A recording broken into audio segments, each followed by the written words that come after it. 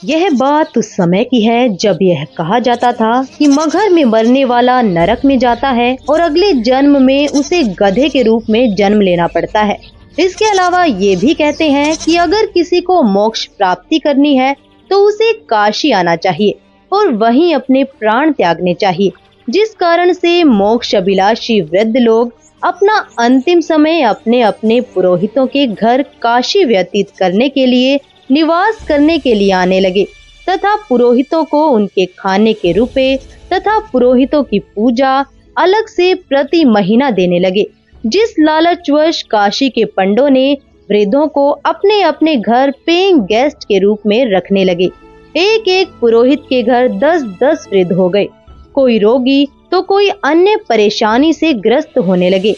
उन लालची पंडों ने मीटिंग करके षड्यंत्र के तहत वृद्धों को मारने के लिए गंगा दरिया के किनारे एक करोत यानी आरा लगाया। भ्रम फैलाया गया कि जो शीघ्र स्वर्ग जाना चाहता है तो इतने रुपए पूजा, जो उस समय की अधिकतम राशि थी, जमा कराओ। श्रद्धालु वृद्धावस्था के दुख से छुटकारा पाने के लिए तथा स्वर्ग जाने की भावना से वह महंगी फीस भी देने लगे। उन पंडों ने आदमियों का आरे से गर्दन काटने का पाप सिर पर ले लिया। पंडों के षड्यंत्र पर विश्वास करके वृद्ध अपने बेटों से काशी में प्राण त्यागने के लिए आग्रह करने लगे। लेकिन पिताजी, अभी आपकी और माँ की आयु ही क्या है? अभी तो आपको अपने पोतों का ब्याह देखना है, उनकी संतानों को अपनी गोद में खिलाना है। देख बेटा, जिंदगी जीने का लालच तो कभी खत्म नहीं होता, और वैसे भी अपने जीवन में हमने अपनी सारी जिम्मेदारियों को पूरा कर लिया। अब जब भगवान के पास जाना ही है तो देर क्यों करना? हमें काशी में पवित्र करौत लेने में स्वर्ग की प्राप्ति होगी। लेकिन पिताजी, काशी में लगे उस करौत के नीचे आकर मरना तो आत्मदाह हुआ ना। अगर उस आत्मदाह से ईश्वर मिलते हो तो क्यों ना आत्मदाह किया जाए? और वैसे भी यहाँ मगहर में मरने से तो हमें मोक्ष मिलेगा नहीं। अगर हम यहाँ मरे तो अगले जन्म में हमें गधे के रूप में जन्म लेना पड़ेगा। क्या तू चाहता है कि तेरे माता पिता का अगला जन्म गधे के रूप में हो? जितनी जल्दी हम काशी जाकर करौत के नीचे मरेंगे उतनी जल्दी ही मोक्ष मिलेगा।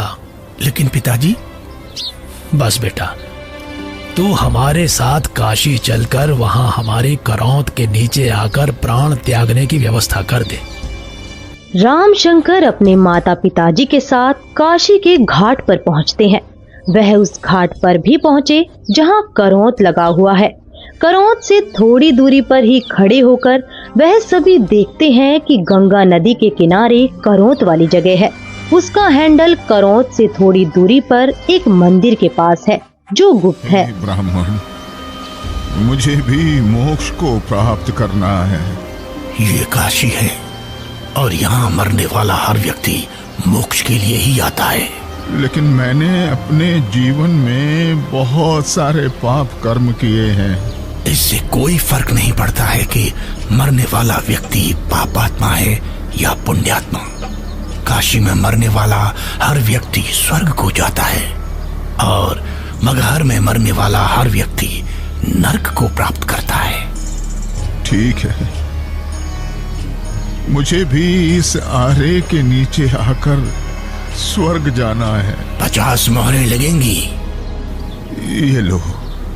ठीक है, तुम तख्त पर लेट जाओ। मैं भगवान से प्रार्थना करता हूँ कि वो आपको स्वर्ग में जगह दे।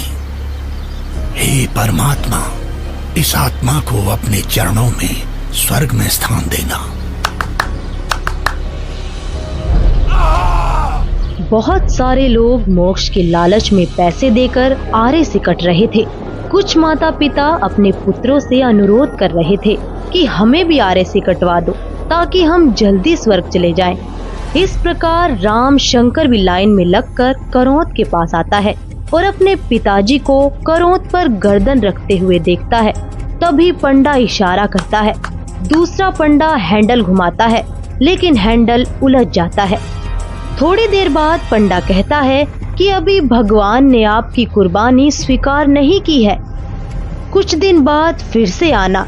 तभी हैंडल घुमाने वाला पंडा करौंद को ठीक करके इशारा करता है कि अब करौंद ठीक है, अगले का नंबर लगाओ। इस तरह फिर उनकी माता का नंबर आता है, उनकी गर्दन कट जाती है।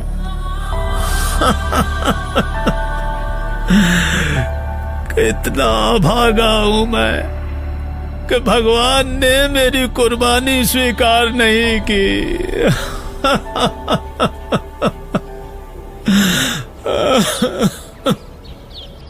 कबीर परमेश्वर जी इस भ्रम को दूर करना चाहते थे कि सच्चा भक्त किसी भी स्थान पर प्राण त्यागे वह उद्देशित लोक को ही प्राप्त होता है। सत्य कर्मों पुण्य कर्मों को करने वाला व्यक्ति, सत्य साधना करने वाला व्यक्ति संसार के चाहे जिस कोने में भी शरीर छोड़े और चाहे जैसे छोड़े, वो अपने पुण्य कर्मों के प्रताप से ईश्वर के पास चला जाता है, नरक नहीं जाता। लेकिन दुष्कर्मों को करने वाला इंसान चाहे जहाँ भी मरे, चाहे काशी हो चाहे मगहर, उसे नरक की ही प्राप्ति होती है। सतलोक को प्राप्त करने के लिए पुण्य कर्म जरूरी हैं, ना कि काशी क्रोध के नीचे मरना। कबीर जी क्षमा कीजिए, लेकिन हम इस बात से सहमत नहीं हैं। ये पुण्य कर्मों को करने वाला व्यक्ति चाहे काशी में मरे या मगहर मरे, उसे स्वर्ग की ही प्राप्ति होगी। सत्य ये है कि अगर कोई भी व्यक्ति काशी में मरता है तो वो चाहे पुण्यकर्मी व्यक्ति हो या पापकर्मी, उसे स्वर्ग की ही प्राप्ति होगी। और अगर कोई व्यक्ति मगहर में मरता है तो वो चाहे पुण्यकर्मी हो या पापकर्मी, उसे नरक की ही प्राप्ति होगी। और इतना ही नहीं, मगहर में मरने वाला अगले जन्म में गधे के रूप में ही जन्म लेगा, ये भी निश्चित है। उस व्यक्ति को भी स्वर्ग की प्राप्ति नहीं होगी। ठीक है, तो मैं फिर मगहर में ही शरीर का त्याग करूंगा और स्वर्ग नहीं, स्वर्ग से भी आगे सतलोक जाऊंगा। और आप सभी पंडितों से मेरा आग्रह है कि आप सभी मेरे साथ मगहर चलें और मेरे शरीर छोड़ने के बाद अपनी ज्योतिष विद्या का प्रयोग करके ईमानदारी से सभी लोगों को ये बता देना कि मैं कहाँ गया हूँ। लोगों के बीच का ये भ्रम दूर होना चाहिए कि मोक्ष केवल काशी मथुरा में शरीर का त्याग करने से नहीं होगा, बल्कि मोक्ष केवल यथार्थ भक्ति से और मर्यादा में रहकर अपने जीवन का निर्वहन करने से होगा। आज आपके मुक्ति का दिन है। करौंद के नीचे आकर मोक्ष पाने के लिए तैयार हो आप? इस सारे अर्थात करौंद से मुक्ति प्राप्त करने के लिए कितनी मोहरें लगेंगी? केवल 50।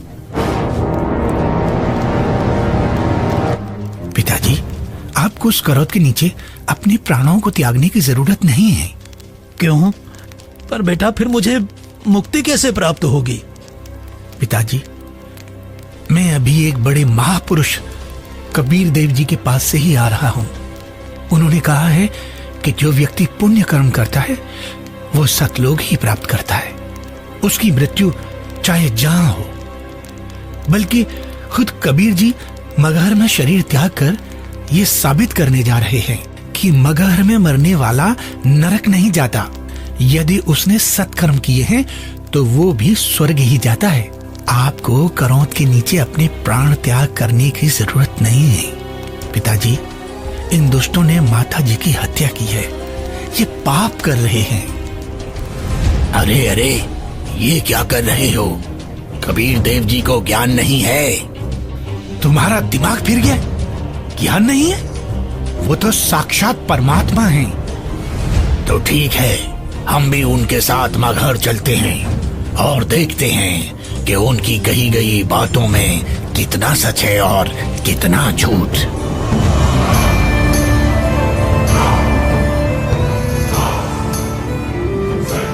वीर देव सिंह बघेल जी की जय।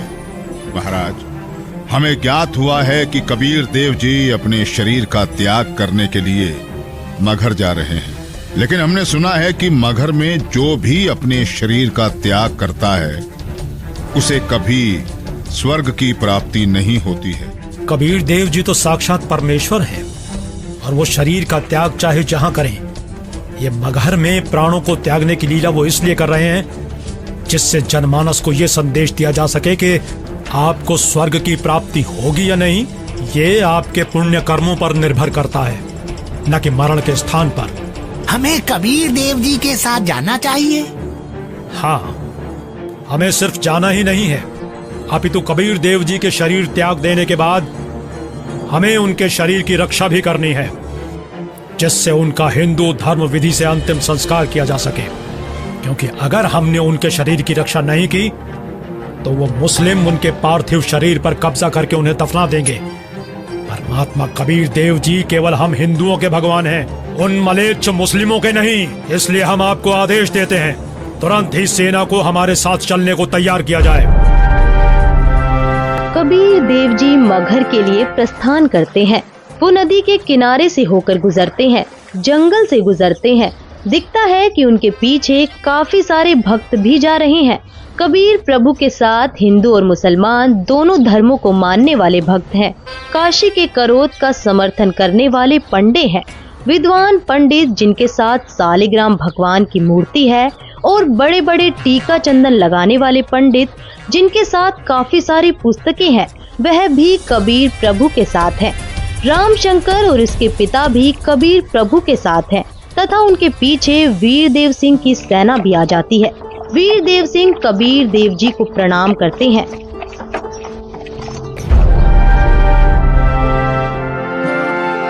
कबीर प्रभु के पीछे काफी सारे भक्त और सेना भी चल रही है। कबीर प्रभु चलते रहते हैं और जो कोई भी कबीर प्रभु को जाते हुए देखता है उनके पीछे चल देता है।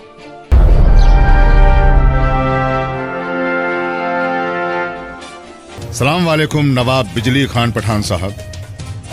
वालेकुम अस्सलाम। कहिए, क्या खबर है? जी नवाब साहब, हमें पता चला है कि खुदा के रूप हमारे पीर कबीर जी महाराज मगहर आ रहे हैं और सुना है कि वो यहाँ अपनी रूह को अपने जिस्म से आजाद करके सतलोक को रवाना हो जाएंगे। क्या? फिर तो हमें इसी पल कबीर जी के पास पहुंचना होगा और कबीर जी की रूह के इस दुनिया से जाने के बाद उनके जिस्म को अपने कब्जे में लेकर इस्लाम के रिवाजों से उनके शरीर को धरती में दफन करना चाहिए। और इस बात का भी ख्याल रखना चाहिए कि उनका जिस्म काफिर हिंदुओं के हाथ न लगे। जी नवाब साहब, ऐसा ही होना चाहिए। सेना को हमारे साथ कबीर जी के पास चलने के लिए फौरन तैयार किया जाए, लेकिन कबीर जी को इस बात की अभी भनक न लगे।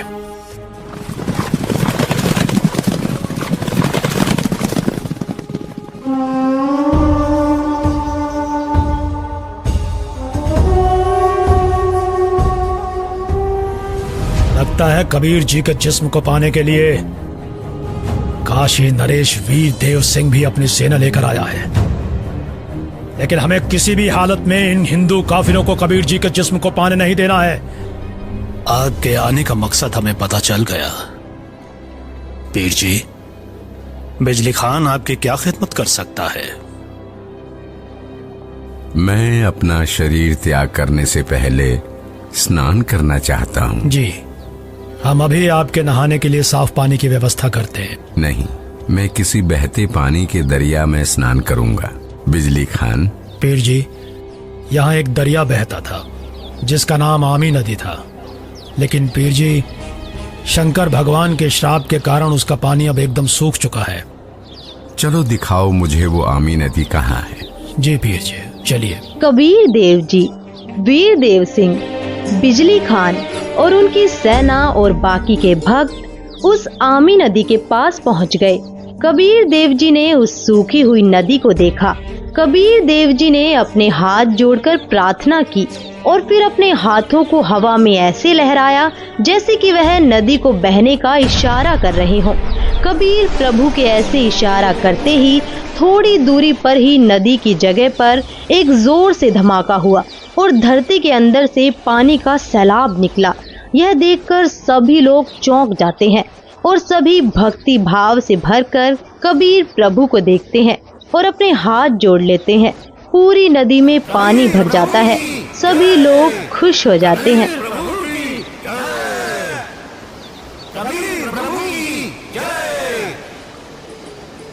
आदेश दें प्रभु। हुक्म दे मालिक। मुझे 2 सफेद चादरें चाहिए, एक बिछाऊंगा और एक ओढ़ूंगा। जो आज्ञा प्रभु। इसी क्षण 2 सफेद चादर यहाँ लाई जाएं। कोई और आदेश दें प्रभु। बिजली खान, तुम सेना किस लिए लाए हो? वीरदेव, तुम किस लिए सेना लाए हो? प्रभु जी, हम आपके शरीर को इतना मलिच्छ मुसलमानों के हाथ नहीं लगने देंगे। इन्होंने अगर आपके शरीर को छू तक भी लिया तो इनमें से कोई भी जीवित नहीं बचेगा। हम आपका अंतिम संस्कार हिंदू रीति रिवाजों से करेंगे। तो हमने भी चूड़ियां नहीं पहन रखी हैं। हम भी अपने अल्लाह के स्वरूप पीर कबीर जी का जिस्म हिंदू काफिरों को नहीं देंगे और इस्लामी तरीके से पीर जी का शरीर को दफन करेंगे। और अगर ऐसा नहीं हुआ तो इसका अंजाम बहुत बुरा होगा। हम वीर देव की सेना से युद्ध करके आपका शरीर प्राप्त करेंगे, लेकिन अंतिम संस्कार हम मुस्लिम तरीके से ही करेंगे। मुझे नहीं पता था कि तुम सब मेरी शिक्षाओं को इतना ही समझ पाए हो। 120 साल हो गए मुझे तुम सब लोगों को समझाते हुए, फिर भी इतना ही समझ पाए हो। मुझे इतना ही जाना है तुम सबने। आज भी तुम एक ना होकर हिंदू मुसलमान बनकर अलग अलग खड़े हो। मेरी चेतावनी है, अगर तुम लोगों ने आपस में झगड़ा किया तो ठीक नहीं होगा। तुम दोनों एक ही परमात्मा की संतान हो। तुम दोनों अलग अलग ना होकर एक ही हो। हम सबको एक साथ रहना है। मेरे सतलोक गमन के बाद इन चादरों में तुम्हें मेरा शरीर नहीं मिलेगा। एक चादर तुम हिंदू ले लेना और एक चादर तुम मुसलमान, और इन चादरों में जो भी चीज मिले उसे आपस में आधा आधा बांट लेना। आपस में लड़ाई नहीं करना, नहीं तो गृह युद्ध छिड़ जाएगा। मेरे जाने के बाद आपस में झगड़ना मत, ये मेरा आदेश भी है और विनती भी। कबीर प्रभु का शरीर मैं किसी को नहीं दूंगा। कबीर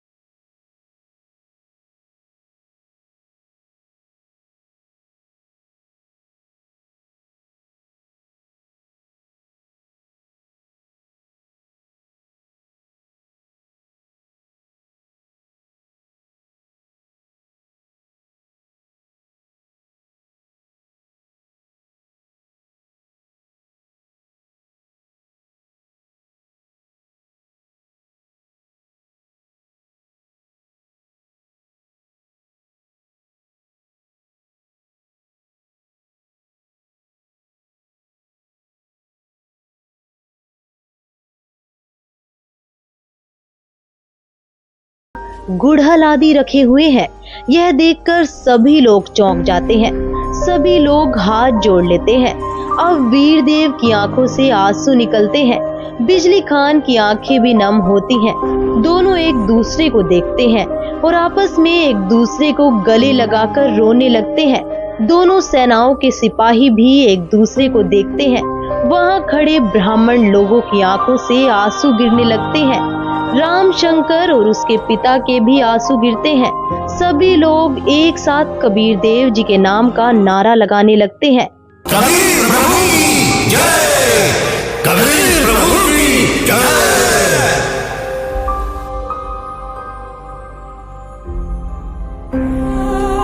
कबीर प्रभु, हमको माफ करना। हमने आपको पहचाना नहीं। आप तो खुद अल्लाह ही थे। बहुत बड़ी गलती हो गई हमसे। हमने भगवान को नहीं पहचाना। कबीर प्रभु की बात हमने नहीं मानी।